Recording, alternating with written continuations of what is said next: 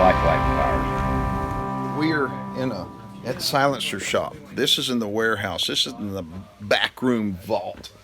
And we just got done shooting a video. These are all suppressors that are around me here. Check this out. I mean, they said you can shoot this, just don't shoot any serial numbers. But take a look at all these suppressors. How's that for cool?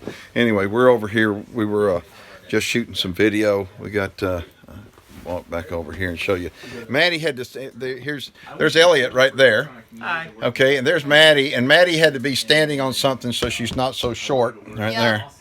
Anyway, and there's Mike right there. How you doing? And of course Johnny's back there. Anyway, This we're is a bulletproof coffee, and I don't know if any of you have ever tried it, but I've had 2 sips, and I feel like I've had a pot of coffee. So they're cool. and anyway, I've had like 2 of those so far. Anyway, that's where this week's starting out. All right, so today I went with Maddie and Johnny up to Silencer Shop, and we cut some video and stuff, and the conditions are absolutely perfect. What do you think that is glowing off of my side over here? Well, I'm gonna show ya. It is a big fire. We've got a bunch of post oak trees out here, post oak and hickory. There's nothing else out here really. No cedar, no mesquite or anything, but these post oak trees, they just drop their limbs year round. So what we wound up doing, we pick the limbs up so it doesn't look all too trashy. We pile them up, and on a nice night when the conditions are right, we light it on fire. So that's what I'm doing tonight. We're right now heading north on 35. We're going on a pig hunt. Just to let you know, the last 2 days I came down with a stomach bug, and it knocked me on my butt. I slept 12 and a half hours straight. And anyway, I'm feeling better now, and I finally got hungry. And so what do you think I'm eating? Whataburger. Anyway, I figure if I can keep that down, I can keep anything down. So I'm feeling good, and we're fixing to go hog hunting. We're actually over just outside of Athens, and this house we're staying in that you're looking at right now. When was it built? 1936. Anyway, it's pretty cool. I want to show you some old fishing lures up here. This is the neat room in there. All kinds of fishing lures up here, and then we're fixing to go out and catch and release some whitetail deer here in a minute. But I'm gonna walk around here. If I can walk backwards, I want you to see this old house. This is kind of cool. Athens, Texas is in East Texas, and take a look at this room right here. This is cool right here, Keith.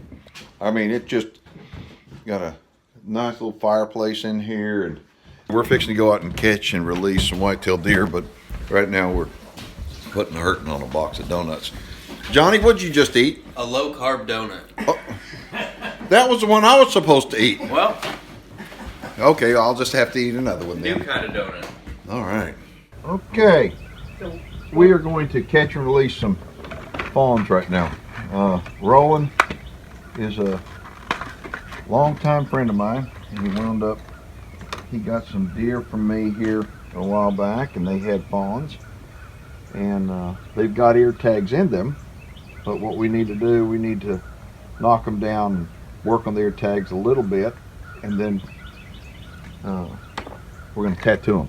And so what we're doing right now, we're using a knockdown drug and getting it in these little darts right here.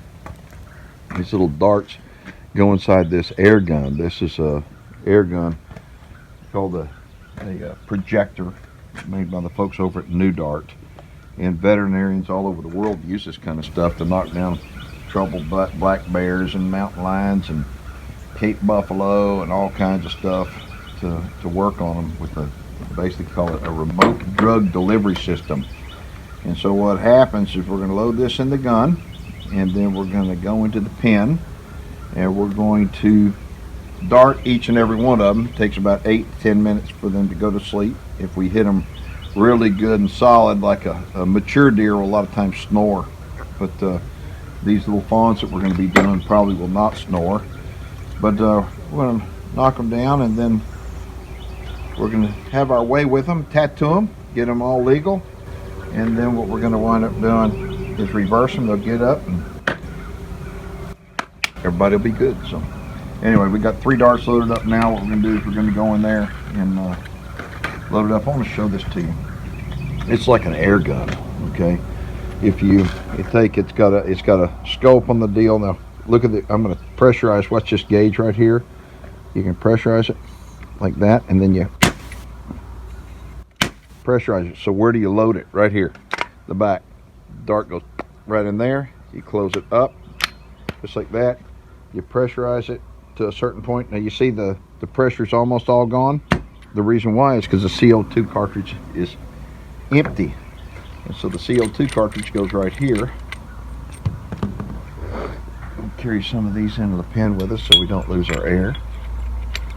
Put this on right here, and this is the way we're going to knock down some deer. I call it catch and release deer hunting. Okay, here goes. Got it. Rolling. Okay, if you ever see a deer that in its ear has got a tattoo, it came from a deer farm, and by law they've got to have tattoos in their ear. Every deer is given a unique number issued by the state, and what we're doing now, these are little fawns. These are they were weaned last October, born last May, and you got to have two forms of identification. One is a tattoo in one ear, one is an ear tag in the other. You need to get your pen right on that one. And so every state's got different rules, but the state of Texas anyway, we've got a rule where you have to have the two forms of identification on the deer. And so I'm also going to write the year on there. yeah, write the year model as I call it. So right there we got an 18. And I've already learned this. Write these letters as big as you can get them, so you can see what deer it is from That's exactly binoculars. right. Put an 18 on the back of that one. Yep. Okay, now what we're going to do, we're going to give this guy just a little bit. Typically, I like to wait about 20 minutes after they go down to give them a reversal, the antidote, basically. So we're going to go over and handle another one right now, and then we'll come back and give her a shot and wake her up. All right, get the box. Got this one right here. That is a nice fawn right there. Yeah, it's a big one. All right, we came up here to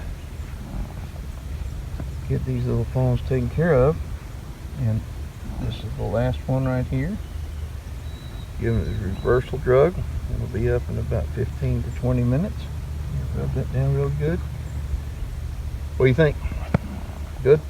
Another deer farming. Just another day on the farm. All right. So last night we went on a hog hunt and scratched nothing. But tonight we're going to have a barbecue. We're lighting fires again. I like lighting fires.